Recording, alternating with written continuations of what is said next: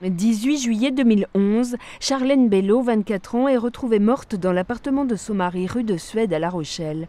Le couple est en instance de divorce. Yann Bello, 41 ans, est interpellé peu après. Il avoue avoir tué sa femme en l'étranglant et en la rouant de coups avant de prendre la fuite avec la carte bancaire de la victime. Pour son avocat, c'est une banale séparation qui tourne au drame.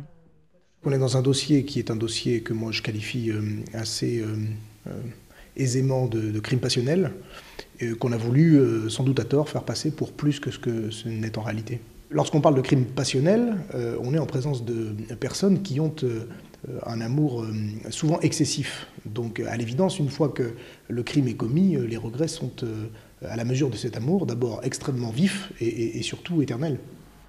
Selon le médecin légiste, Charlène aurait été violée avant de mourir. Aucune trace d'ADN de Yann Bello n'a été retrouvée sur la victime, mais pour la famille de Charlène, il n'y a aucun doute. Il est évident qu'il a fait venir Charlène pour la tuer, donc il a prémédité son geste. Et il est tout aussi évident, mais ça on l'a su plus tard malheureusement avec les éléments de l'instruction, qu'il a en plus violé sa femme avant de la tuer. Il y a eu beaucoup de violence ce jour-là ? Extrêmement de violence. Le corps de Charlène était méconnaissable. Ses parents ont été extrêmement choqués lorsqu'ils ont pu récupérer ce corps après son autopsie. Un fait divers qui a très vite pris une résonance médiatique. Yann Bello, qui avait une vingtaine d'années sur ces images, a été impliqué dans les Vosges dans un autre meurtre. En 1991, son ex-petite amie, Valérie Bechtel, est découverte étranglée.